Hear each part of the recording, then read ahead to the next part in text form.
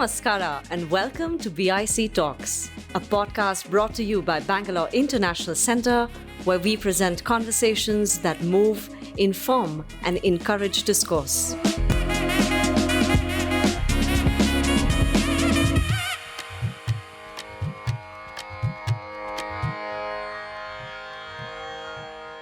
So the book is part of the larger project called Equimob, Equitable Mobility. So the whole idea was to bring the conversation to mobility more from a non-engineering perspective. That is to look at mobility more from not from a cost-benefit perspective, but to look at the other aspects of it as well, like accessibility, affordability, and we wanted to bring it from a not from an again a technical engineering oriented perspective, and that was the whole premise on which the project started. And we were looking at 4 different cities, all of them in global south. We're looking at Delhi, and then Kolkata, Dhaka, and Bangalore. And all of these 4 cities are in different stages of urban mobility.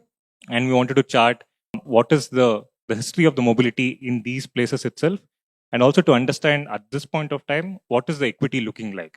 Like who is getting left out in this mobility, right? And for this, we are again wanted to look at from an intersectional perspective. For that, I think I would like to say, like the different layers, right? Like each of us are made from different layers of it. It could be age, gender, it could be a geography where we are left. It could be class as well. So in Bangalore, we're looking at age as a factor, and Delhi, we're looking at gender and disability in Dhaka and Kolkata as well. So this was a larger project, and within that, I think most of you would have seen the normal research projects, right? One, for all the work and effort that goes in, it's not accessible sometimes to the public, right? So that's something that we wanted to change. And two is like most often the research is all about, rightly so, about like why things are not working or what is not working. So here we wanted to kind of shift that lens and to say what has also worked for Bangalore, right? And buses has been one of the things which have been the main story in that, and that is where we want to situate this, and we wanted it to be a collaborative exercise. So with this as a backdrop, Shane, you want to add? So I'm part of a collective called the Bangalore Bus Pranagara Vedike. It is a collective of community organizations, unions, and sort of, interested individuals. That's the nature of the collective. So sometime in 2000, I think 14, 15, we had actually organized a bus festival. So at that time, we had actually done posted ads in many places and small posters and invited stories from the general public to about bus. Kind of like a similar intent that, okay, let's do something different. Otherwise, we would say, organize an adalat. We also did that during the festival, but that's a typical mode of engagement. We thought, let's also collect some bus stories. So that was our first foray into something like this. We had brought out a very, crowdsourced, maybe some 15, 10, 15 small, very small pieces. It was called Basayana. We called it Basayana, and we printed a few copies and all that and gave it to different people and all that. So after that, I think this was when 2020 or when did we start? Somewhere around. So when Isaac approached us, for us, it was like a way to do that in a bigger scale and also make it reach a wider audience and do it in a more proper fashion, because Isaac also brings in some kind of institutional support. So that was how we ended up sort of, collaborating as part of this. And when Prajwal was saying, how do we find interns who can work on this? We immediately thought of Samvada. Samvada is actually a youth organization based in Bangalore. Since the last 30 years, they've been working with young people, particularly from marginalized backgrounds, and also kind of empowering them, sensitizing them, building capacities, leadership in with the young people in the city who are often not provided those opportunities. So it's a very, it felt like the best fit for us that, the just the right organization who we could work with. And then we had together approached Samvada and had a conversation with them and a few more, and we selected the 4 students from Samvada. So it was a very collaborative project in that sense, and we were very happy that we could also partner with young people, and also we'll hear more from them, but their experience also was very enriching for us in the process. Thank you both. What's exciting for me personally is also as an academic, I think is what Prajwal says, and I echo it. All our work sits behind paid firewalls. A lot of our funding comes from public funds, but we don't make as many efforts to share it with the public where the research actually emerges. And to me, it's an ethical necessity for academics to be doing this, to be doing more of this. So to that extent, I was very excited that this book is out. It's free to download. We have about 20 copies with us. Some of you can feel free to take it, but it's also free to download. We'll share the QR code of the book later towards the end of this. So the book has about 20 stories, and they are organized thematically. So there are different sections in the book. So visual scapes of Bangalore as seen through the buses. Then there's a social bonds that form in the buses, or the social life around maintaining buses, maintaining transport, keeping it going for the city. And then there are 3 sections that talk about stories that has to do with disability. How do people with disability access BMTC? What are their experiences? Stories to do with age and also gender inclusivity, right? So the book is quite interesting. What I also liked is that the stories, even though they are vignettes, they are written in first person voice. It's almost as if the people are directly speaking to you. And that is something that's also exciting. And I thought I should highlight that. There were about 250 copies that the project, published. I think only 25 are left now. It's up for grabs for the BIC audience. What is also interesting for me as a Bangalorean, a Bangalore resident, a person who grew up here, is that somehow public transport doesn't feature in our imaginations or conversations around the city. Whether it is popular culture, media, films, you might have a Bombay best bus, or scenes of romance happening in Chennai, local trains, or Bombay trains, Calcutta trams. Even if they're nostalgic and whatever, these representations are also not sufficient for Bangalore. All we can talk about is traffic jams, and that'll be the last time I'll say those 2 words tonight. I've decided, we should talk about the city that's not about those 2 words. Right? So in that sense, I think, this book is really exciting for that reason as well. So I want to ask now about the process of selecting these stories. And before that, of course, they were part of a larger research project, if I'm right. And there were many stories that were collected. How did you all decide who will do the research? How were they trained? Or did you go to the field yourself? What kind of stories were gathered? Why did you curate these 20 and the whole process of it? I mean, both of you can speak to those questions. I think one of the things we were very sure about when we started off the project is that we didn't want this project to take the traditional way, where like you churn out the research and then you go to the public, and then you go to the civic society, right? So here we wanted to like turn it around, and that's also something that's very new to all of us. That how do you start the conversation right at the beginning, right? Like even when we are trying to have the research question, or when you have the idea itself, right? I think we had this conversation right at the beginning. Like we met Shaheen and Vinay, even discussing like, is this the research question that we are trying to look at? Does it make sense? Like, are these the geographies or neighborhoods we are focusing? Like, does it make sense? Because BBPV has been on the ground. They have the ears to the ground for so many years. Right? And from then on, we were very strong that it has to be a collaborative endeavor. Right? So BBPV was always there with their ears to the ground, imagining the entire project as well. Like one example could be like what routes should we focus on, like to collect the stories, right? At some point in time, it can't be random. You need to kind of there are certain routes, certain stories which get formed only on certain routes. Like for example, there is a bus which goes to Hesarghatta, where the flowers are ferried from there and carried to the city, right? And if you have to get that story, you need to have that that understanding of the entire ecosystem of the buses, and that's something that we really could get from BBP. Got to the table, and then we needed. We also were very sure that we wanted someone who had lived experience of traveling these buses to collect those stories, right? And trust me, I think all of them will will also agree that it's not easy to collect stories.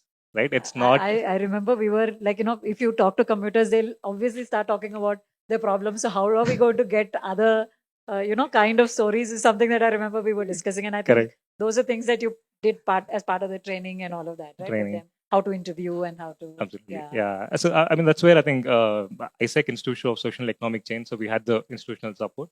And then we had Samvada where we had like brilliant students, Yeah. and they had like lived experiences of traveling in buses. And they had really had this, had the skill to elicit those stories, which I felt like it's a lot of effort. And these stories were not elicited in the households, right? And these were go along interviews. Like, They actually they traveled didn't with know the where they used buses to and, they used to get on the bus, go wherever the passenger was going, get on wherever they used to get on, collect the entire story, come back, um, and then they would transcribe it. And like Ranjana said, like one of the things we were very sure was that it had to be in the same dialect, like it has to be in the first person. If they say ಎತ್ಕೊಂಡು ಹೋಗ್ತಾ ಇದೆ ಎತ್ಕೊಂಡು ಹೋಗ್ತಾರೆ ಎತ್ಕೊಂಡು ಹೋಗ್ತಾರೆ, right? ಇಲ್ಲ ಐತೆ is ಐತೆ only. You're not supposed to change any part of it, right? So that's something that we're very sure of. The stories came, and then the curation process. Can you like to say anything? And then I can. No, I was not actually that involved in the curation. So I think it's best that you only talk about it. I also had an observation having read all these stories. I mean, you said earlier that typically research focuses on what's not working Yeah. and so-called the bias, that is negativity bias. And of course, as activists, academics, Yeah. we want to bring about change. So therefore, Yeah. you want to We highlight focus on the issues. problems, yeah. But this book does not have that tone at all. It's very positive. It's very nostalgic. It's all about attachments. It's about childhood memories and things like that. Was that a conscious choice? Did that feed into how the researchers were trained to elicit stories? Because what you I mean, who you are is the kind of story you elicit. I'm just curious, like, was that a conscious choice from the beginning? Actually, it was more. I feel it's more organic, like an ongoing conversation, I guess. Because right at the beginning, we weren't sure what were the stories we would get. Like, probably we were looking at some intersections, like to not miss out on certain intersections, like gender, and it could be caste for that matter. That's a lens that we thought it should be there. And we always wanted to look at different geographies of Bangalore, different class. So these were always there. And beyond that, we let the stories to come on its own. Like and also I think sometimes there could be a bias where I think certain stories are a bit harder to elicit in a shorter conversation. Right? So probably on ethnographic endeavor, probably there'll be more time for a bit more of rapport building, and probably that's the time when stories of a bit of discomfort would come in, or I think stories where you can share with a bit of trust and things would come. I think those stories, I think something we might have missed out, and this is we feel is like we're saying, like one step in the entire journey. But that's a good observation. That's I also think this book is an excellent methodological toolkit for my students. For research methods that are not situated, mobile methods, walking methods, move along methods, but also in spaces which are cities. A lot of our encounters are very fleeting. I mean, I shared with you all during the break, but when I was 14, I have a lot of bus memories from childhood. I grew up in a very suburban part of Bangalore, which was not part of Bangalore then, Marathalli. Now, of course, it's the heart of the city, apparently. But I have a memory that I shared with them, which is I was 14 taking a bus, and there was in my view, in that age, she was an elderly woman. She was probably in her 20s or 30s. She sat next to me and she just cried her heart out, spoke about her in-laws, and she just left. I don't know her name. I never saw her again on that bus route. But I still, to this day, remember the bangles she wore. Right? So some of our fleeting encounters can also leave very deep imprints. Right? So, yeah, I also want to state this now. I'm sorry if I'm breaking the flow, but I'm looking at the phone. When I do this, when I teach in a classroom of students and see students looking at their phone, I get very annoyed. So I want to just say it. I'm not distracted. All my notes are here, so I am looking at it. It's not out of disrespect to them. So I hope you understand. I want to now shift the focus a little bit also on how these stories are connected to larger issues of, urban mobility. And Shaheen, you're an urban mobility activist, particularly promoting bus as something that's central to Bangalore. How do you think, compared to policy kind of research in the past and these kinds of initiatives where we are centering user stories, how do you think it's feeding into policy recommendations or discussions today? This was one of the intent, actually, Prajwal didn't mention, but this is one of the intent also that, how do we use these kind of stories to, because, I mean, like you said, we always talk about the negatives and we talk about what is missing, what needs to be done, etc. But we don't focus on what is already there. Like, that we keep saying bus is the lifeline of Bangalore. That's something that we keep using in all our advocacy and all of that. But then this actually shows how is it that lifeline? It is not just in terms of moving people, that it is the lifeline. It is also about how the bus is an integral part of our lives. It's beyond just a means of mobility. It's like, there's an emotional connect. There is a life around it. There are relationships built around it, not just among commuters, but also with the bus crew and the commuters, localities where the bus starts or ends. So there is a lot of web of relationships that are also built around this. So that richness of, it is a lifeline like that also, which we don't usually get to speak about. So I remember when Prajwal spoke to us about this early days itself, he used to say that, if we have stories like this, we want BMTC also to see this and know and feel that this is how the people of the city actually feel about the bus. So, or even the politicians, even the bureaucrats, even the ministers and all, if they can see this and feel this and understand that this is what bus means to people, we are also hoping that that creates a different sort of response and recognition for the bus in the policy spaces. I mean, we have not been able to use it to that extent, but that's really also the hope that, we see that value beyond just, the mobility numbers and the, how, which mode is more efficient and all of that. And all of those also bus stands out. But it's much more than that is what we are hoping the book actually. All the best in those efforts also to you, Shaheen. There were two stories in particular that stood out for me when we talk about the social life and attachments. One is of the lost child. The family has alighted at Malleshwaram to have dosa, but the child has slept off on the bus and ended up somewhere else. And in those days, 20 years ago, when there were no mobile phones, the child was waiting in Vijayanagar, with holding the bus conductor's hand. That really stood out. Another thing is this I'm going to use in my classroom also, because I also teach marriage kinship of an intercaste marriage. That happens because the bus conductor is scolding the family member. Can you, use your tale and not be so backward? Sit with them, get the elders, talk. You only found out today. I know them for 7 months. They have been lovers. So the conductors are, partaking in a very personal, private life that's not privy to the family. It's available to the public in that sense, So it also blurs these boundaries between what's private, what's public. This really stood out for me. If we can talk a little bit about disability. So there are two stories in the book. And one person is talking about how everyone helps them, get on the bus, get off from the bus, all of that. Very positive, and how wonderful the conductors are, the public is. But the other story talks also about how buses are actually not disabled friendly, except if it's a Volvo or if it's one of those orange buses, which are again, accessible only to a certain class of people. So I liked that you juxtaposed both.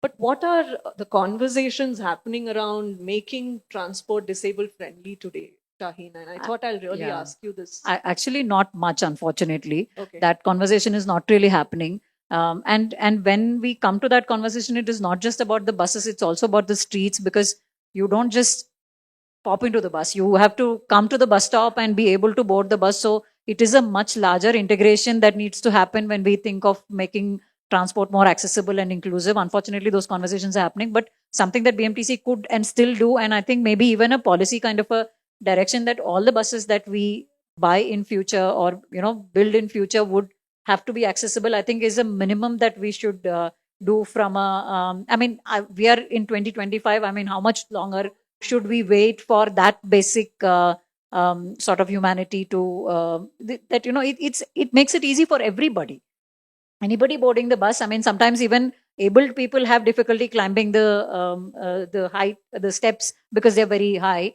So it's something that works for everyone. Why not just do it? I mean, what is stopping us from doing something as basic as this and also even the older buses, we should find a way to either sort of retrofit and make it accessible. So I think that's a minimum that we should do. Plus, we should look at how we can make our streets also more accessible so that people can actually reach the bus. It doesn't. Some of the good things which happened, I think recently there was this announcement thing that BMTC did when you reach a bus stop, and for blind people, I mean, I think there's a device that they introduce, and you press a button and you can it'll read out the bus stops or route or something like that. I have not seen it working. I just read the article, but I think those are interesting small things that are happening. But there's a much larger conversation and much larger sort of design and intent that needs to come into this. What you said, Shaheen, is so pertinent. It reminded me of something. Disability rights activists, work to make cities accessible, wheelchair friendly, but it's the biggest benefit is actually for pram users. And I think if we can think of, accessibility beyond disability, I think that's also, it's something that affects all of us. And I mean, all of them like kind of feed into each other also, right? I mean, when looking at age-friendly cities as well, like one of the major things that everyone used to say that is, if it's an older woman wearing a sari, getting onto that first step of a bus of a BMTC is something that's like so common. And when we make that happen, everyone else can come into the bus, right? It's like to make it inclusive. That's it. Like beyond all of these categories, inclusive. But one interesting thing is also that there are these islands of these inclusivity which are being planned out. For example, look at metro. Like the few things that islands of things that you can probably do there. But like the question arises, like, why can't you do the same thing for buses, right? Like it's not like we don't know how to do it. We can build airports. We can build metro systems. It's not like we don't know. Like the question is like, why buses are not? Why don't we do it for buses? Like. Related to disability, there was also, the person had to go all the way from Nelmangla to Shantinagar to just get a bus pass. Like, is that necessary? But while we're on the bus pass program, I also want to discuss that a little bit. Can I just add one little thing about the disability rights? Like, I remember the disability rights activists saying this about, all of us are going to be disabled at some point in our life. So it is not about, just some people or somebody else somewhere else. It is about all of us. We could get into an accident tomorrow. We will grow old. All of us are going to be disabled at some point or the other. So, why do we think so? Sorry, you continue. Yeah. I just wanted to go into the bus pass program itself. I mean, BMTC, BTS has always had it. Yeah. And one of the things that struck out for me in the book is that the youth talk about bus pass as a way of accessing the city. And the youth from scheduled castes particularly. Yeah. But how the public sees that as somehow draining of public funds. And this is the kind of debate we are tired of listening. Because, you give them this and it's BMTC is making loss because of the bus pass program. And now I'm sure they'll say the same about Shakti scheme and all of that. But what really struck me is that urban mobility is also closely tied with social mobility. And we cannot ignore separate that. the two. Both for gender as well as caste-based mobility. Right. So that's something that stood out for me from one of the stories. So actually, I mean, if you look at the Shakti scheme and the stories that are coming out of that, or even the so many different studies that have happened after the Shakti scheme came in, you see a lot of those kind of stories. You see the changes it is making to people and their lives and their social mobility and all of that. So all of these schemes, it is, I think that they are social investments. That's how we should look at them. They're not really subsidies or doles or something like that. We are investing in people. I mean, it's just like, so why are we building roads? So why are we building some of these things? These are all public investment, and even this is public investment. We are investing in people's agencies, people's freedoms, people's ability to access better opportunities. I mean, being able to travel without any impediment is a big thing. So, and obviously, women or more vulnerable communities of various kinds would have greater difficulties accessing finances, other kind of resources to travel. So, if we make travel free for, in fact, we would say make travel free for everyone, because again, various people will find benefits in that one way or the other. And when we have free buses everywhere, every 5 minutes or every few minutes, you step out anywhere, you get a bus and you can travel for free. It's an incentive to also use a mode which is efficient, which is more responsible, and all of that. So why not just make it free? I mean, the benefits are going to be manifold in many directions, whether it is health, whether it is pollution, whether it is access to mobility opportunities for people. So the benefits are so many at so many levels, and climate change, of course. I mean, emissions and all of that. So why would we not do that? Why would we not make that investment and put more and more money into public transport? Why should public transport make a profit? I mean, do we say that public education should make profit? We don't look at what profit or loss education department makes, right? It is the same thing. Why should we treat transport differently? It is a fundamental social infrastructure. So it should be free, it should be accessible, it should be ubiquitously available. That's how we should look at public transport. Absolutely. I mean, recently there were debates about privatizing BMT. So, and of course, I know you spoke about it and you were published in Deccan for it. Do you want to say a little bit more? So we feel that, like I said, it is a public service. Why should it be in the hands of the private sector? And what is private sector actually bringing into it? I mean, they will come into something if they can make money out of it. So how are they making money? That's a question we should ask. So maybe there is a quick sort of, advantage in we don't have to invest the money to buy the bus. That is what everybody is selling in, going for this PPP models or, other kind of models. We don't have to invest. But we are actually paying the private operators over the 10-year contract or whatever that we are signing, the cost of the bus as well as the cost of operation. So we are paying them back from public money. It's just that we are paying it over a period of time. So when public money is spent, I mean, and then how is the private operator making profit? By paying the driver less, by cutting on the maintenance, by not training them properly, all of these, and not paying them social benefits. So all of these are the ways in which the private sector will actually profit from it. So why should we support a policy which disempowers people or impoverishes people? And eventually it will also impoverish BMTC, because you will, as you start giving control to the private operators over a period of time, BMTC is not going to be able to control the quality or the operations or anything. See, even today people will say, but today what is BMTC doing? Of course, there are problems, there are deficiencies, there are weaknesses. But if we think that we can enforce quality with the private operator, why do we think that we cannot do the same thing with the public operator? Public operator at least will be more accountable to us, right? We have more rights, we have more opportunity to ask questions and all of that. So we completely feel that, it is a public service and it should be in the hands of the public and not with private sector. Yeah.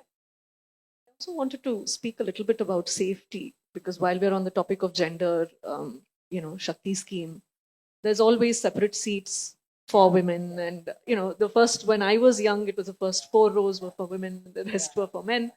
And, we have ladies' compartments in trains, and now we have buses. So the issue of the public somehow as an unsafe space, not just for women, but for people of all genders. So there is a story here about a sex worker as well. I don't see enough of that in this book. As I hear, and from my own personal experiences and from people I know, there's a lot of sexual harassment, assault, lack of safety in public transport as well. And of course, cases that happen in Delhi get a lot more attention in the media, but cases that happen in Bangalore don't get enough of that also. So I was wondering, how do we deal with that? The opposition to the Shakti scheme is not just coming from the ruling party. It's coming from even opposition. I mean, not just coming from opposition party, but also ruling party MLAs. Basically, it's a resistance to having women in the public space, right? So, where do we then go from here? Actually, interestingly, the Shakti scheme has actually broken the invisible wall in the buses. You know, I mean, now women go to the backside and they occupy those seats also. So, I mean, it's much more. So of course, I'm sure many men are also unhappy about it because they're not getting as many seats as before. It is a genuine problem also. So definitely, therefore, we need more buses. That is the solution.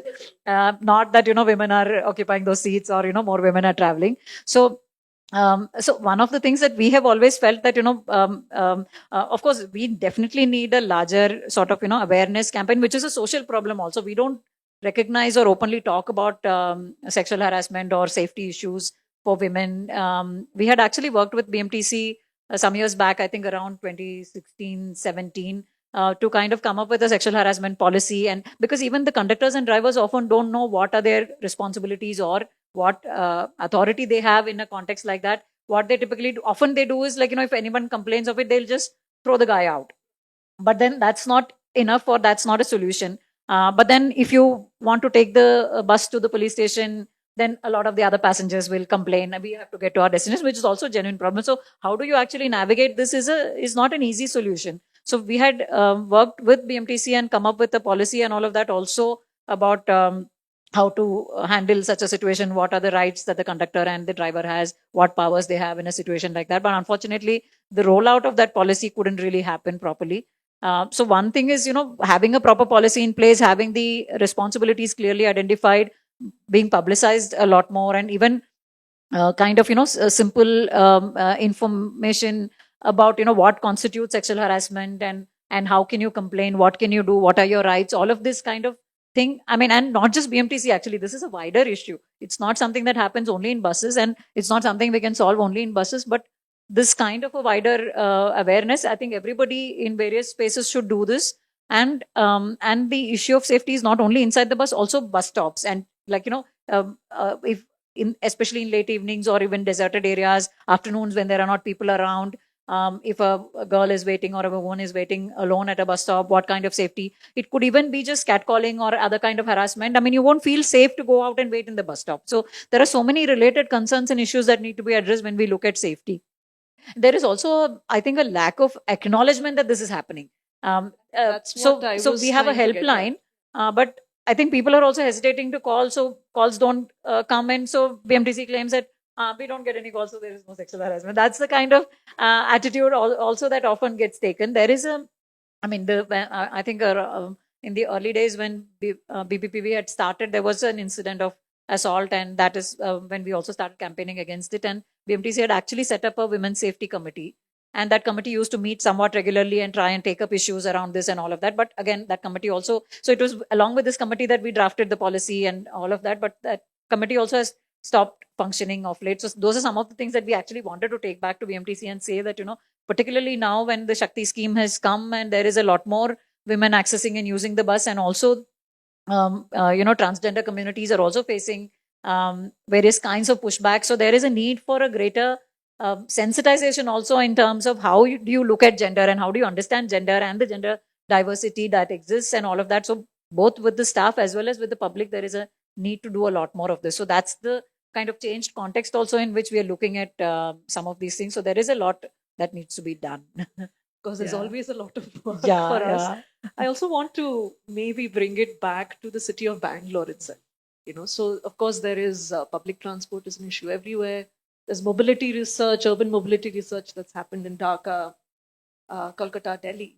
So Prajwal, maybe you could speak to what are the kinds of narrative stories that emerged from your research project in these cities, and how how does Bangalore bus stories converse with them? Do you see similarities? Are there lessons that we can learn? I mean, the idea of four cities was also that, like, for us to kind of understand, are these processes like very specific to these cities, or can we learn from each other? Of course, we figured out like there are a lot of things which are happening at different stages. For example, like Dhaka was envisioning metro when Bangalore already had it. So now we understand like probably what are the things that Dhaka is going to face in the next few years. Right? So we had that cross pollination across the different cities.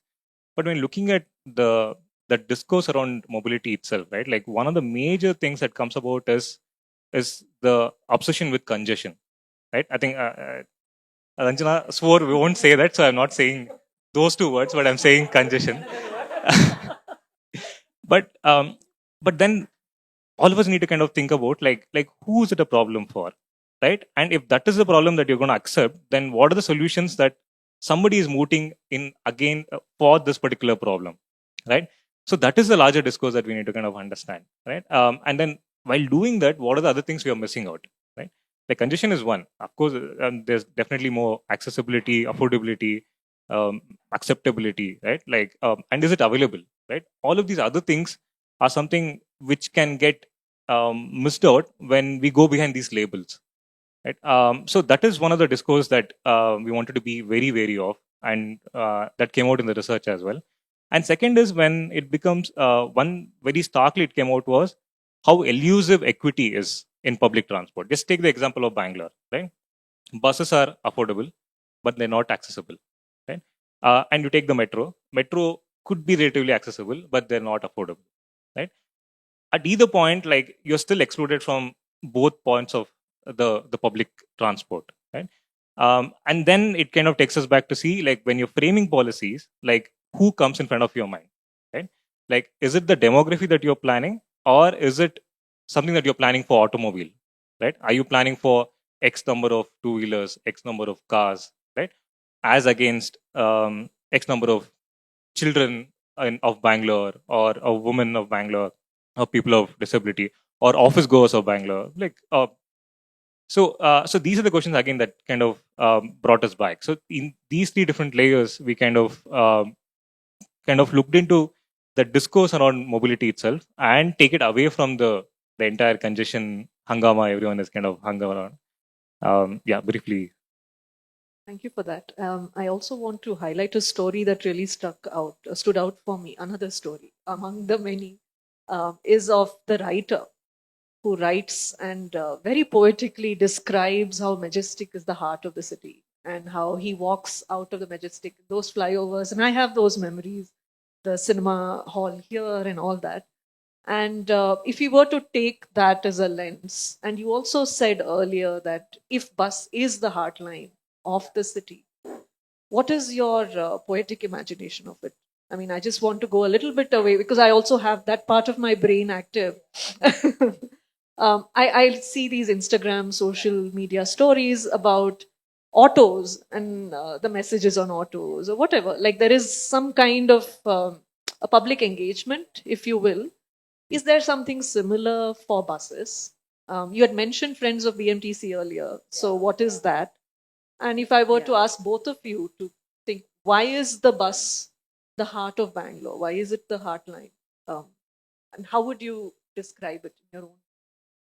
I mean, the simple basic thing is that 38-40 lakh people actually use the bus to travel. And that's without the times when BMTC goes on strike, it is like, your life is almost like, standing still. That's kind of like, it lets the city flow in a sense, people's lives flow. So that's one sense in which, that is the heartline. And, in my own, for me personally also, when I go out of Bangalore and then I come back to Bangalore, and when I see the first bus, that is when I feel like, yeah, okay, I've kind of reached back to the city, Reached home. Yeah, I've reached home. That's kind of how it feels. I'm sure that's how many people feel. So when you see the bus I remember the COVID times when nothing was running and buses were not running, and then finally when the buses started running and I saw that first bus on the road, that kind of feeling that you have, and I'm sure that is how it is for many people, because that is what you use for all your life. It is not, it's not like, whether it is your education, whether it is your livelihood, whether it is your grocery shopping, whether it is your health, whether anything that you do for a large part of the city, 38-40 lakh people who use the bus every day. This is how we move. This is how we live. So there's no other way but to see the bus this way. Another thing I have felt like, I don't know if I'm really answering your question in that sense, but the one difference I felt, when you travel in the bus versus you travel in the metro actually cuts you off from the city. It puts you in a tube and it puts you into a different world which it disconnects you from the city, actually takes you into something else, which is not part of this world, not part of the society or the city or its character, and it makes you, transports you into something else. It cuts you off. But when you travel in the bus, you just feel like you are in the city. You're just part of the city. So these are the ways in which that experience is so different. But unfortunately, when you look at the policy decisions, even when we say public transport, metro is the thing that gets the attention. Just 10 lakh people today. I mean, when Metro Phase 1 was announced, the projected ridership was 10 lakh. It's based on that projected ridership, the project got approval. And it's after so many years, today 2025 is when, after 3 or I don't know how many lines are running, that's when it is reaching the 10 lakh. So look at the projection and look at the reality. If today 10 lakh people are traveling by metro, and we have invested so much money into the metro, but just the Shakti scheme and the few thousand crores that have been given to the bus after so many years, and people are making so much of fuss about it. Oh, all the money is gone. Where is the money? There is no money. Government has wasted all the money into this, and now there is no money for roads, potholes people have to fill. I mean, this is the kind of discourse that is generated around that little money that has been given to 38-40 lakh people in the city. So this, and then again, also things like, I mean, I don't know, one of you mentioned, like, how are we designing the roads? How are we designing the traffic planning or the movement? I mean, what the traffic police or the road BBMP and all of these people are concerned is vehicles have to just keep moving without stopping. Which vehicle? Are all vehicles equal? No, all vehicles are not equal. Bus is more important. Bus is transporting 40 lakh people. It is using the road space much more efficiently than any other vehicle on the road. So the bus is more important. It is not equal. But we treat all vehicles as equal. And if at all, we discriminate against the bus. So what is most efficient, what is carrying most people, that is being discriminated, but by treating everybody as equal. So that's the kind of thing that is happening on the roads, whether it is one-ways, flyovers, underpasses, everything is against the bus user. Skywalks, that is infrastructure for cars, not for people. Because you're allowing the cars to go without stopping, so that they don't have to stop at the signal for people to cross. You've made this thing on the sky for us to walk. Now, how easy or how much time does it take for us to do this? Even if you give us elevators, it is still inconvenient for us. So you make it harder and harder for the bus user every time to make your journey. And then you complain about those two words. And keep saying that, we will build this above and below and wider and deeper and all of that. And that's not the solution. I mean, I think almost everybody knows this. Still, I mean, I'm very disheartened that the Deputy Chief Minister just the other day said that, who uses the bus? Anyway, everybody wants a car. I mean, if this is what we will talk from the policy level, we have to say that, bus is what everybody should use. There are 38 lakh people already using. We are also voters. I mean, I don't know. I mean, it's a bit of a conundrum for me that why is it that we are not a vote bank? Why is it that we are not a vote base? I don't understand that. Sorry. I mean, just adding and then taking you back a few years back, just looking at the history of the cities as well, right? All the Indian mega cities, like they've had some share of trains which have been running them, right? And Bangalore has been like a bus-lit city. Like for all that we talk about Bangalore's history, growth, and success, right? Like sometimes I feel like we're actually not looking at like what worked. And one of the things that worked and make many of these things happen was the buses, right? Like all the IT companies we are talking about, all the biotech companies, education for that matter. Many of them who would have graduated and then are working elsewhere would have used those bus passes for all these years. But one of the things we wanted to do as part of the project was also, but we kind of didn't have the resources probably then, but it's an idea, is that like to catalog the history of BMTC itself, or bus transport or public transport in Bangalore. So that's something that we aspire to do, but like probably it's a task in progress, but there's someone who would be willing to take that. So that's something that we want to kind of bring the attention back. It's a call for hiring project workers, both to document this history, but I was also telling Prajwal and Shaheen that there should be more editions of this book. Because of course, 23 stories do not capture all, and more stories, more layers, only enrich our own histories, our own experiences, and our relation to the city. Maybe on that note, I'd like to invite Dilip, Sahana, and Pooja. They were the field researchers. They are youth. They were students associated with the NGO Samvada. And they are the ones who actually elicited and gathered these stories by traveling on the buses. and they will each come and read the stories. I also forgot to mention earlier that this is a bilingual book. So the stories are both in English and Kannada. So they will read in both Kannada and English. And after that, we can open it up. I'd also would like to request them to share a few lines about their experiences of doing this. Ride along interviews.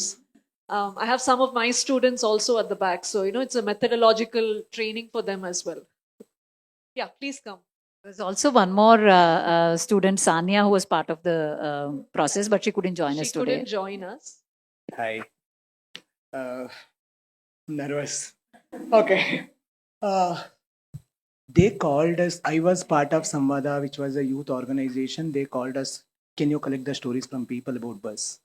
And they told us that collect the stories, how bus is playing an important role in people life. I was like, is buses playing important life with the people? What question these people are asking? I was really confused. I was not knowing what question these people are asking. I was confused. I started asking my friends, is really buses playing important role in city? Come on, guys, I'm traveling from my childhood. I never realized that bus is playing important role in a city. Then we started with the same question. We started talking to people. In the initial days, people were like, hey, ಹೋಗಪ್ಪ ಸುಮ್ಮನೆ ನಮ್ದೇ ನಮ್ಮ ಕತೆ ಇದೆ. Like, okay, fine. Then we changed our methodology from interview to conversation. We started building the conversation and it was a good story. I mean, we realized that, yeah, bus is playing an important role in the city. And we started collecting stories from different socio-economic background. There were different stories.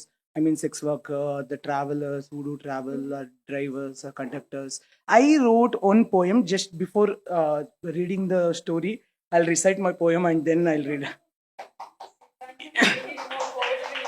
Yes. ನಾನು bus ಸ್ವಲ್ಪ ವಿಶ್ರಾಂತಿ ಬೇಕಿದೆ.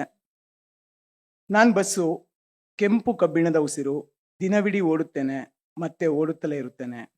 ಒಮ್ಮೆ ಕನಸು, ಒಂದು bus ಸ್ಟಾಪ್ನಲ್ಲಿ ನಿಂತು ಸ್ವಲ್ಪ ಕುಳಿತುಕೊಳ್ಳಬೇಕು, ಈ ನಗರವನ್ನು ಕಿವಿಗೊಟ್ಟು ಕೇಳಬೇಕು.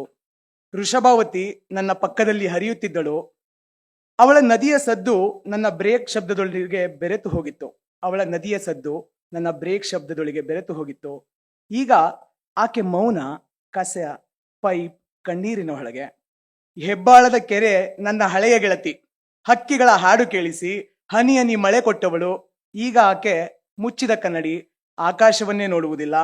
ಒಮ್ಮೆ ಲಾಲ್ಬಾಗ್ನಲ್ಲಿ ನಿಂತು ಮರಗಳ ಜೊತೆ ಮಾತನಾಡಬೇಕೆನಿಸುತ್ತದೆ. ಒಮ್ಮೆ ಲಾಲ್ಬಾಗ್ನಲ್ಲಿ ನಿಂತು ಮರಗಳ ಜೊತೆ ಮಾತನಾಡಬೇಕೆನಿಸುತ್ತದೆ. ಅವು ಹೇಳುತ್ತವೆ, ನೀನು ಓಡ್ತಾ ಇರು, ನಮ್ಮ ನೆರಳು ಉಳಿಸು. ಜನರು ಹತ್ತುತ್ತಾರೆ, ಇಳಿಯುತ್ತಾರೆ, ಯಾರಿಗೂ ಸಮಯವಿಲ್ಲ ಮಾತನಾಡಲು. ನಾನು ಕೇಳುತ್ತೇನೆ ಅವರ ಮೌನದ ಮಾತು, ಅವರ ಕಣ್ಣಿನ ದಣಿವು. ನಾನು ಬಸ್ ಒಮ್ಮೆ ನಿಲ್ಲಬೇಕು ನಗರಕ್ಕೆ, ನಗರದ ಹೃದಯಕ್ಕೆ ಹತ್ತಿರವಾಗಿ ಕುಳಿತು ವೃಷಭಾವತಿ, ಹೆಬ್ಬಾಳ, ಲಾಲ್ಬಾಗ್ ಎಲ್ಲರ ಜೊತೆ ಒಮ್ಮೆ ಮಾತನಾಡಬೇಕು, ಹೇಗಿದ್ದೀರಿ ಎಂದು ಕೇಳಬೇಕು. ನಾನು ಕೇಳಬೇಕು, ನೀವು ಹೇಗಿದ್ದೀರಿ? ಅವರು ಹೇಳಲಿ, ನೀನು ಇನ್ನೂ ಓಡ್ತಾ ಇದ್ದೀಯಾ? ಅದಾದ ಮೇಲೆ ನಾನು ಮತ್ತೊಮ್ಮೆ ಓಡಬಹುದು, ಆದರೆ ಈ ಬಾರಿ ನಗರ ನನ್ನೊಳಗೆ ಉಸಿರಾಡುವಂತೆ.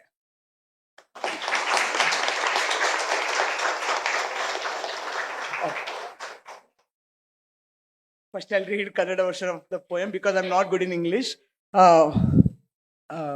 ಬಸ್ ಒಂದೇ ಕಥೆಯ ಎರಡು ಭಾಗಗಳು. ಕಾರ್ತಿಕ್ 35 ವರ್ಷ ವಯಸ್ಸಿನ ಓರ್ವ ಕಥೆಗಾರ.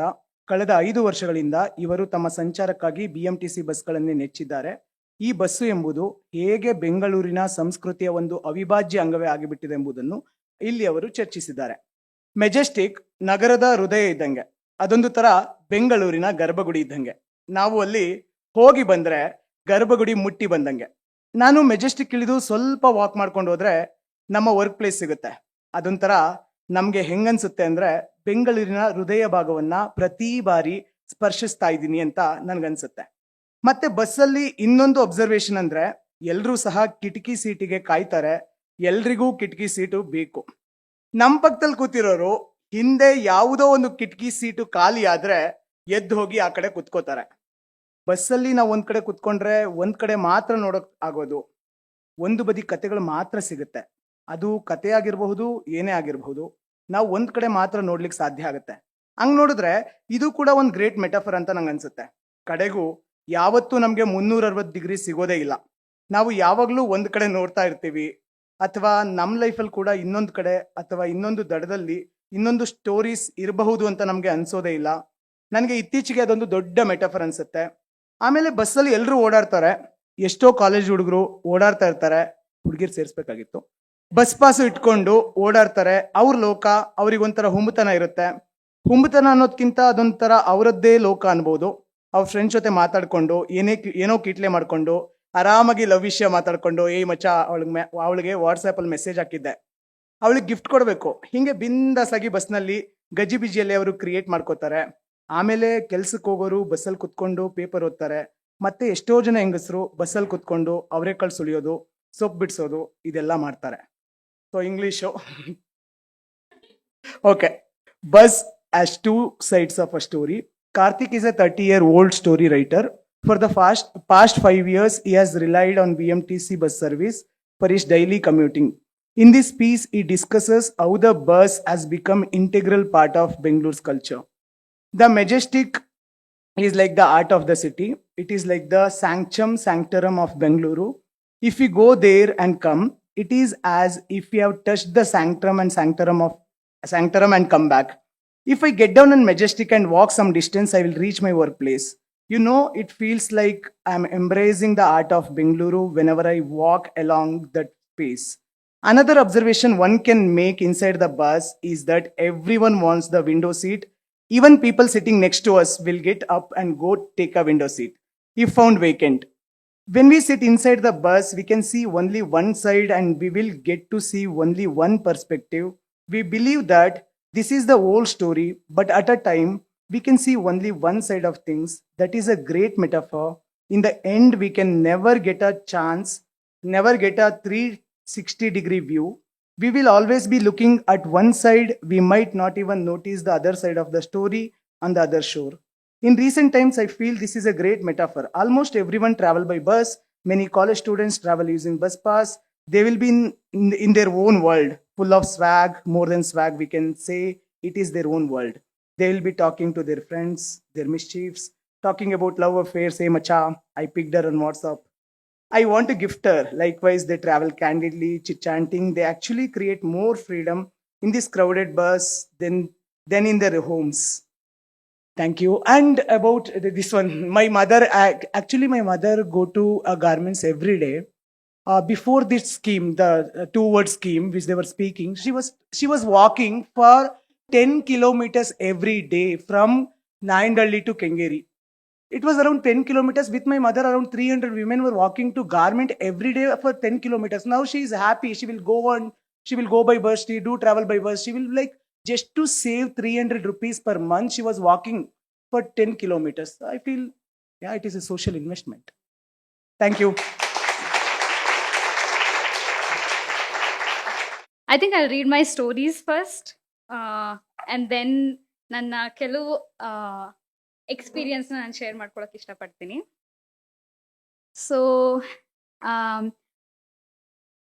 So when I took up this project, fortunately, I had a lot of people in my own life who were so passionately traveling in the buses. So one of them was my school teachers, my second standard school teacher, who is traveling, who is still traveling very passionately in bus. So yeah, it's her story. Double decker bus. ಹೀಗೆ ಮತ್ತೊಂದು bus ಪ್ರಯಾಣದ ಸಂದರ್ಭದಲ್ಲಿ ನಾವು ಮಂಜುಳಾ ಶಾಸ್ತ್ರಿ ಅವರನ್ನ ಭೇಟಿಯಾದ್ವು. 65 ವರ್ಷ ವಯಸ್ಸಿನ ಮಂಜುಳಾ ಶಾಸ್ತ್ರಿ ಅವರು ಓರ್ವ ನಿವೃತ್ತ ಶಾಲಾ ಶಿಕ್ಷಕಿ. ಬಸ್ ಪ್ರಯಾಣ ಎಂಬುದು ಅವ್ರ ಪಾಲಿಗೆ ನಗರವನ್ನ ಅನುಭವಕ್ಕೆ ತಂದುಕೊಳ್ಳಲು ಇದ್ದ ಒಂದು ಸಾಧನ ಅಥವಾ ಮಾರ್ಗೋಪಾಯವಾಗಿತ್ತಂತೆ. ಸದರಿ ಡಬಲ್ ಡೆಕ್ಕರ್ ಬಸ್ಗಳು ತಾವು ಬೆಂಗಳೂರನ್ನು ಅನುಭವಕ್ಕೆ ತಂದುಕೊಳ್ಳುವಲ್ಲಿ ಅವಿಭಾಜ್ಯ ಅಂಗವಾಗಿದ್ದು ಹೇಗೆ ಎಂಬುದನ್ನ ಅವರು ಮೆಚ್ಚಿನಿಂದ ನೆನಪಿಸಿಕೊಂಡು ಇಲ್ಲಿ ಹಂಚಿಕೊಂಡಿದ್ದಾರೆ. 1970ರಿಂದ ನಾನು ಬಸ್ಸಲ್ಲಿ ಓಡಾಡ್ತಿದ್ದೀನಿ. ಜಾಸ್ತಿ ಲಾಲ್ಬಾಗ್ ಮತ್ತೆ ಕಬ್ಬನ್ ಪಾರ್ಕ್ಗೆ. ಜಯನಗರದ್ದು ನಂಬರ್ 4 ಬಸ್ಸು ಅಲ್ಲಿ ನಂಬರ್ 4ನೇ ಬಸ್ಸಲ್ಲಿ ಓಡಾಡ್ತಿದ್ವಿ. ಆ ರೂಟಲ್ಲಿ ಡಬಲ್ ಡೆಕ್ಕರ್ ಬಸ್ ಇತ್ತು. ಎಂಥ ಮಜಾ ಮೇಲ್ಗಡೆ ಕುತ್ಕೊಳ್ಳಕ್ಕೆ ಅಂದ್ರೆ ಅದು ಆನೆ ಮೇಲೆ ಅಂಬಾರಿ ತರ ಇರ್ತಿತ್ತು. ಜಯನಗರ ಜಯನಗರ ಟು ಮೆಜೆಸ್ಟಿಕ್ ಅಂಬಾರಿ ತರ ಹೋಗ್ತಾ ಇದ್ವಿ. ಸಿನಿಮಾಗೆ ಹೋಗುವಾಗೆಲ್ಲ ಆ ಡಬಲ್ ಡೆಕರ್ ಅಥವಾ ಟ್ರೈಲರ್ ಬಸ್ ಅಲ್ಲಿ ಹೋಗ್ತಾ ಇದ್ವಿ. ಟ್ರೈಲರ್ ಬಸ್ ಅಂದ್ರೆ ಒಂದ್ ಬಸ್ ಅನ್ನ ಇನ್ನೊಂದ್ ಬಸ್ ಜೊತೆ ಜೋಡಿಸಿರೋರು. ಒಳ್ಳೆ ಬಸ್ಗೆ ಬಾಲ ಇರೋ ತರ ಕಾಣಿಸ್ತಾ ಇರೋದು. ಒಬ್ರೇ ಡ್ರೈವರು, ಒಬ್ರೇ ಕಂಡಕ್ಟರು ಆ ಬಸ್ಗೆ. ಅದು ಬಹುಶಃ ಬಸ್ ನಂಬರ್ 13 ಅನ್ಸುತ್ತೆ. ನಾವು ಡಬಲ್ ಡೆಕ್ಕರ್ ಬಸ್ಸಲ್ಲಿ ಮೇಲ್ಗಡೆ ಕೂರೋದಕ್ಕೆ ಓಡಿ ಮೆಟ್ಟಿಲ್ ಹತ್ತಿ ಹೋಗಿ ಸೀಟ್ ಹಿಡ್ಕೋತಾ ಇದ್ವಿ. ಮುಂದ್ಗಡೆ ಕುತ್ಕೋತಾ ಇದ್ವಿ. ಕೆಳಗಡೆ ಡ್ರೈವರ್ ಸೀಟ್ ಇರೋದು. ಆದ್ರೂ ಮೇಲೆ ನಾವು ಕುತ್ಕೋತಾ ಇದ್ವಿ. ಈಗಲೂ ಕೂಡ ನಾನು ಆ ರೂಟ್ ನಂಬರ್ 4 ಬಸ್ಸಲ್ಲೇ ಹೋಗೋದು. ಡಬಲ್ ಡೆಕ್ಕರ್ ಬಸ್ ಸ್ವಲ್ಪ ಒಂದ್ರ ಮೇಲೆ ಇನ್ನೊಂದು ಇರೋದು. ಹಾಗಾಗಿ ಅವು ಈ ಮರ ರೆಂಬೆಗಳ ಮಧ್ಯೆ ಎಲ್ಲ ಹೋಗೋದು. ಬೆಂಗಳೂರು ಆಗ ತುಂಬಾ ಹಸಿರಾಗಿತ್ತು. ಎಲ್ಲ ಅದೆಷ್ಟು ಮರಗಳಿತ್ತಲ್ವಾ, ಆ ಬಸ್ ಆ ಮರಕ್ಕೆ ತಾಕೋದು. ಹಾಗಾಗಿ ಆ ಮರಗಳನ್ನ ಕಡಿಯೋಕೆ ಶುರು ಮಾಡಿದ್ರು. ಕೆಲವು ಜನ ಕಡಿಬಾರ್ದು ಅಂತ ಹೋರಾಟ ಮಾಡಿದ್ರು. ಆಮೇಲೆ 10-11 ವರ್ಷದಲ್ಲಿ ಆ ಬಸ್ಗಳನ್ನ ನಿಲ್ಲಿಸ್ಬಿಟ್ರು. ಆದ್ರೂ ನಾನು ಆ ಡಬಲ್ ಡೆಕ್ಕರ್ ಬಸ್ಗಳನ್ನ ಮಿಸ್ ಮಾಡ್ಕೋತೀನಿ. ಅಲ್ಲಿಂದ ಬೆಂಗಳೂರು ನೋಡಕ್ಕೆ ಎಷ್ಟು ಚಂದಿತ್ತು. ನನ್ನ ಏನಾದ್ರೂ BMTC ಇಂದ ಏನ್ ಬೇಕು ಅಂದ್ರೆ ನಾನು ಡಬಲ್ ಡೆಕ್ಕರ್ ಬಸ್ನ ಮತ್ತೆ ತನ್ನಿ ಅಂತ ಕೇಳ್ತೀನಿ. So ya, very very fondly spoken. Manjula Shastri, 65-year-old, is a retired school teacher. For her, bus was an outlet of experiencing the city. Here, she shares how double-decker buses were an integral part of experiencing Bangalore. Since 1970, I have been traveling by bus, mostly to Lal Bagh and Cubbon Park. I used to travel most on Jayanagar's number 4 bus. The route had double-decker buses. It was such a fun to sit on top of the bus. It was like sitting on top of an elephant. If we were to go from Jayanagar to Majestic, it was like an Ambari elephant ride. Whenever we wanted to go to cinema, we would use double-decker or trailer bus. To sit on top of the double-decker bus, we would run quickly to get a seat. We would sit at the front. Right below us was the driver's seat. Even then, we would sit there. Even now, I travel on that route number 4 bus. Double-decker buses would often move between trees because double buses, right? One on the other. At that time, Bangalore was a green city. Everywhere, too many trees were there, right? The bus would hit tree branches, so they started cutting down the trees. Then these people protested, saying they shouldn't cut them down. Then very soon, maybe within 10-11 years, these buses were taken off the road. But I miss double-decker buses. How good they were means. From there, it was a joy to see Bangalore. If someone were to ask me what I want from BMTC, I would ask them to bring back double-decker buses. Yeah.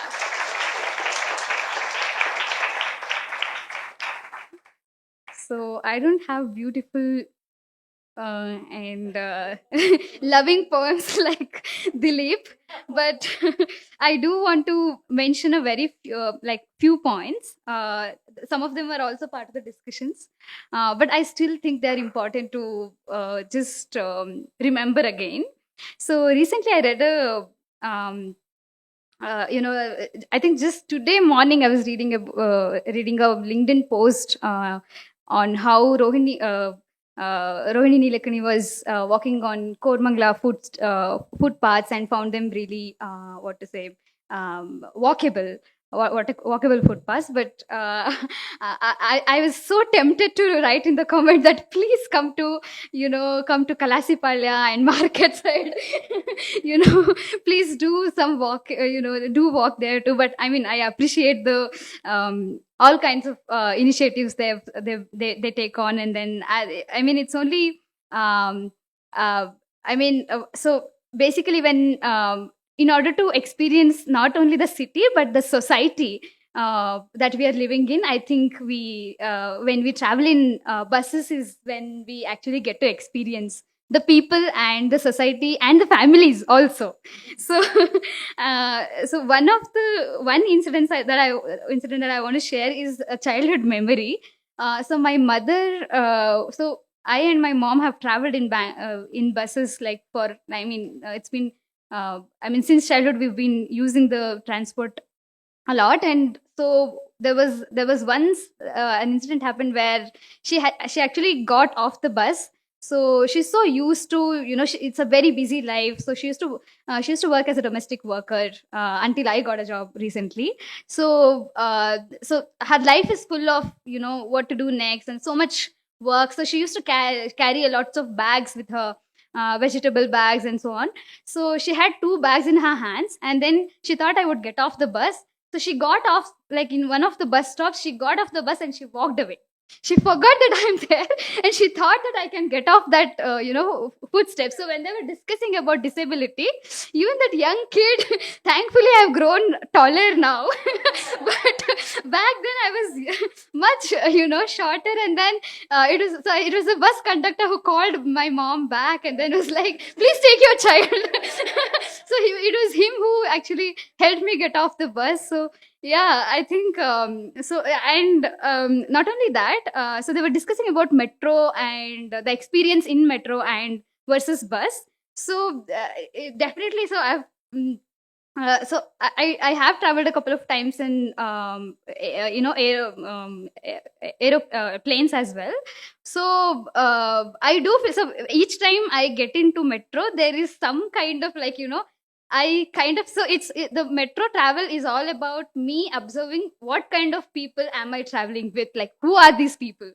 So what is this society that, like, this part of, like, there is another part of the society that I'm living in, and who are these people, and then they are so different from me, and I'm so scared of the judgment and what kind of clothes am I wearing. So all these things come to my mind even now, because of, like, there is some construction work going on in JC Road, and then there was, like, always there are problems to buses. I mean, people don't want, buses to have free, roads, but to travel.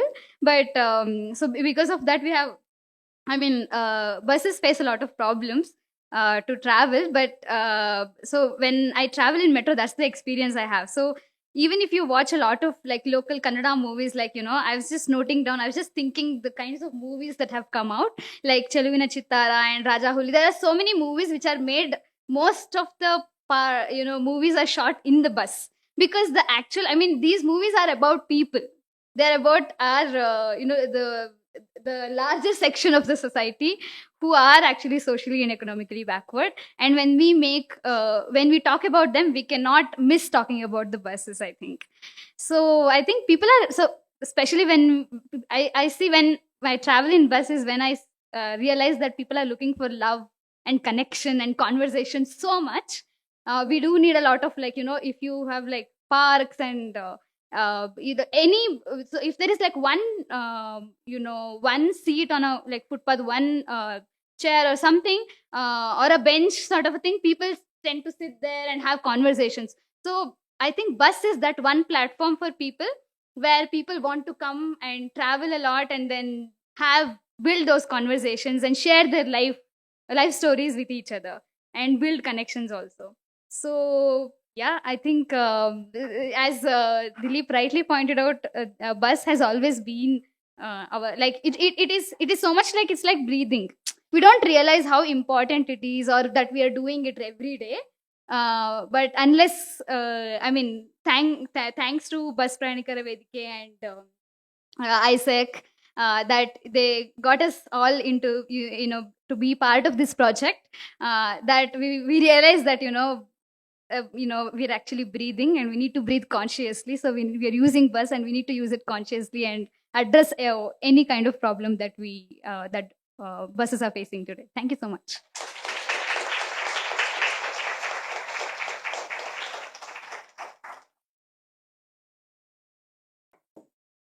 So first thing, why I chose to be a part of this.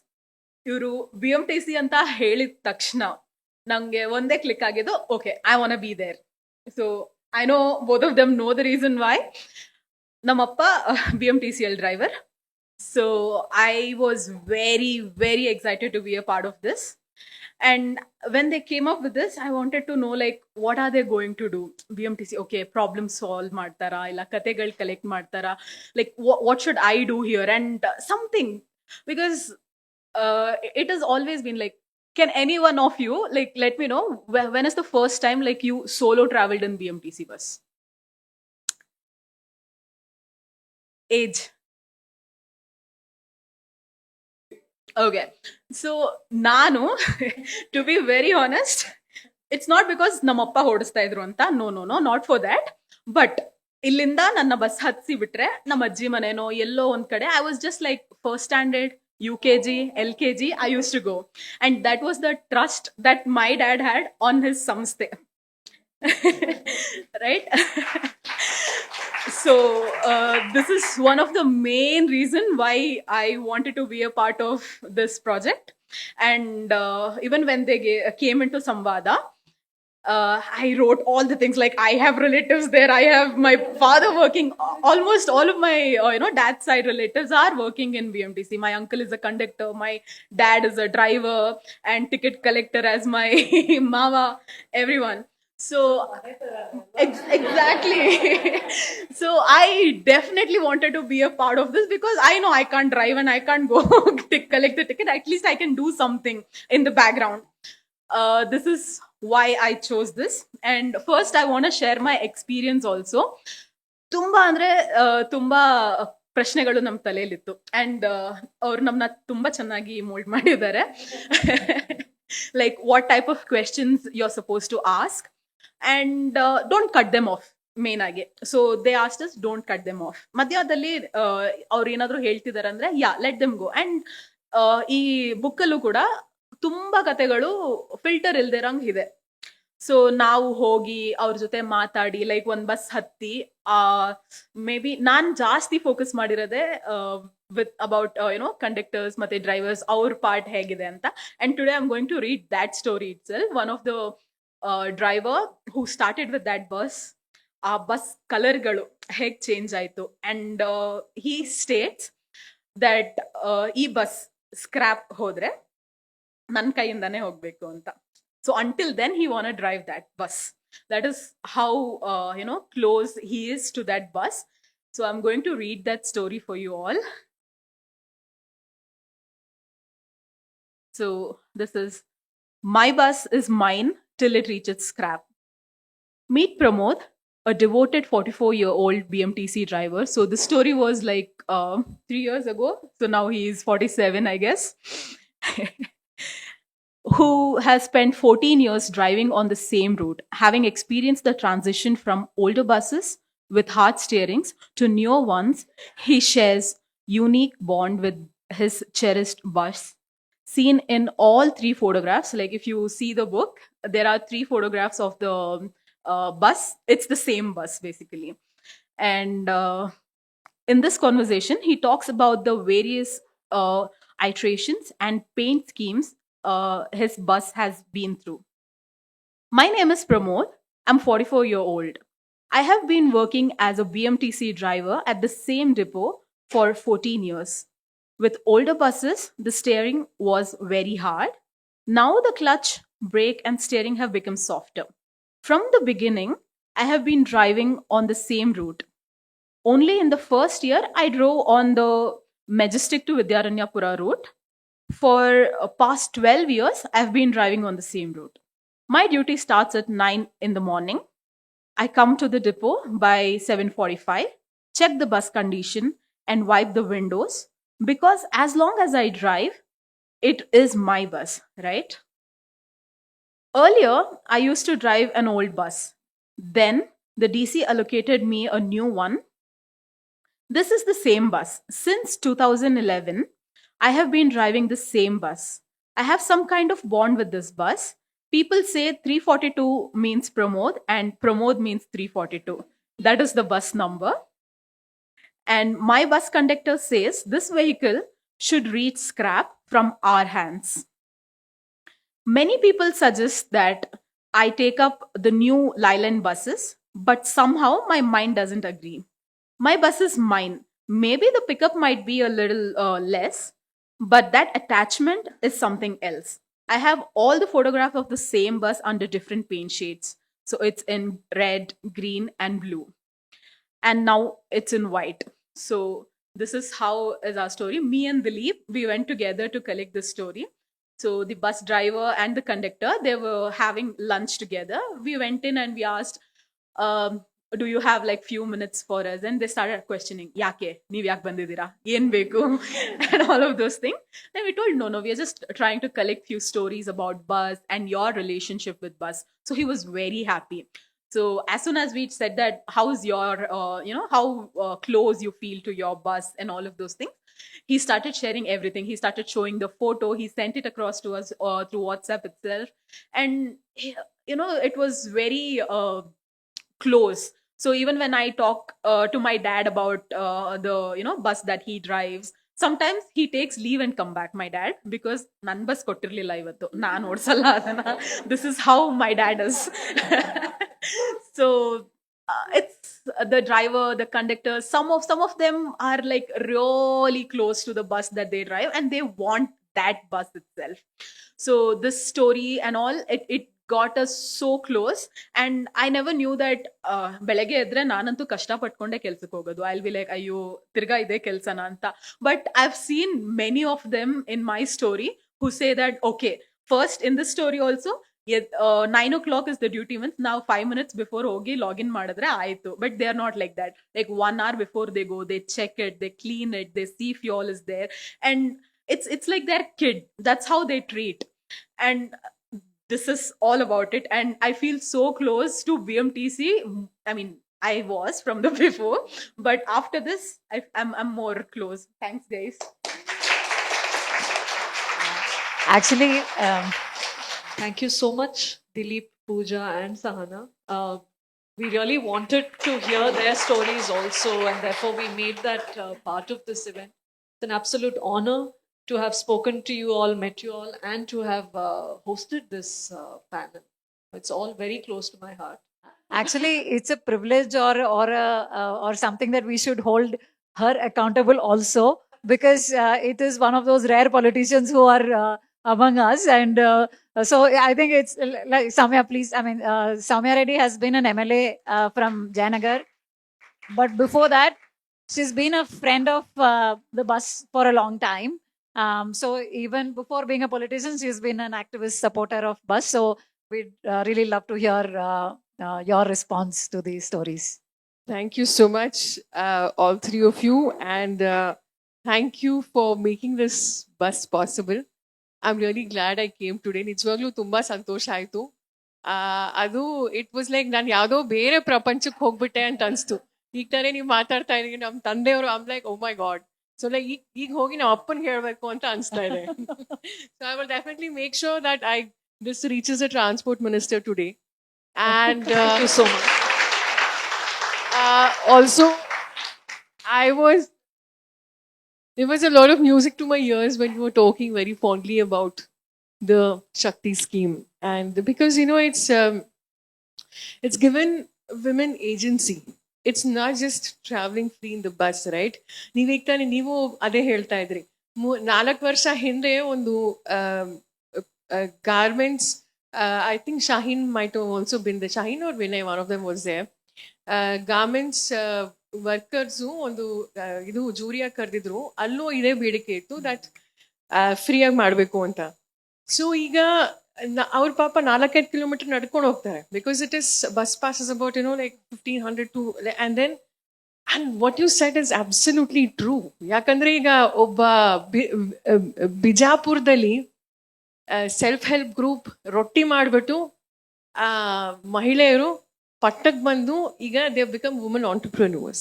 And I can go on with amazing stories like these. It's not just about going from one place to another, right? It's giving women agency to access to healthcare, access to education, access to and the best part is it's also having a huge impact on mental health as well.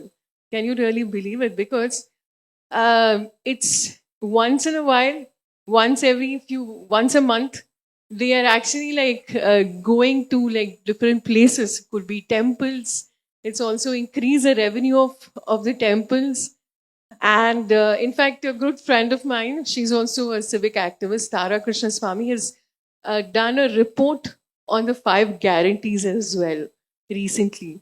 And more than about 19% of women have gotten a better job or a new job after, these schemes, especially this Shakti. So anyways, ನಾನು ಏನ್ ಹೇಳಬೇಕು ಅಂತಿದ್ದೆ ಅಂದ್ರೆ ಆಗ್ಲೇ would you be okay to participate and do the same thing if BMTC wants to host it? We would be very happy to, very, very happy to do that. Yes. Because ಈಗ ಈ ಶಕ್ತಿ ಮತ್ತೆ ಬೇರೆ ಗ್ಯಾರಂಟಿಗಳು I'm also trying to collect stories across the state as well, because my new responsibility makes me travel ಇಡೀ ರಾಜ್ಯದಲ್ಲಿ. So like stories like these, and just sitting over here, I just read a few of them and it's like just amazing. Thanks for making this happen. First ಆ ಕತೆಗೆ ಹೋದೆ, so conductor ಬಂದು ಹೇಳ್ತಾರೆ ಇವ್ ಮನೆ ಕರ್ಕೊಂಡು ಹೋಗಪ್ಪ ಅಂತ. So and then that's and the marriage happens because of ನಮ್ಮ BMTC bus. So yeah, and yes, I'm completely on board with a lot of things, like I've always been an activist first, and yes, so let's work together. And ನಿಮಗೂ ಗೊತ್ತಿದೆ, ನನಗೂ ಗೊತ್ತಿದೆ, ಇನ್ನೂ ಹೆಚ್ಚು buses ಬೇಕು ಅಂತ. In case ಈಗ ಇತ್ತೀಚೆಗೆ we heard a lot of noise on social media. Let's put all of that aside. I don't want to talk about a couple of people who, whatever. So, and also why some people are so obsessed with private transportation. I think you know why.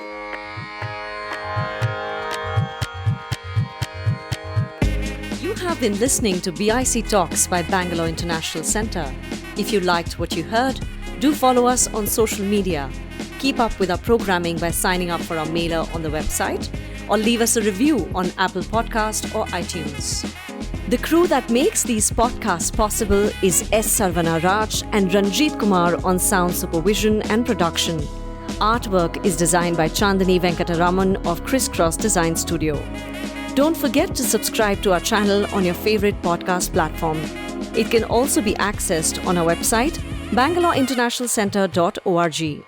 This is Sunena Jain signing off on behalf of everyone at BIC.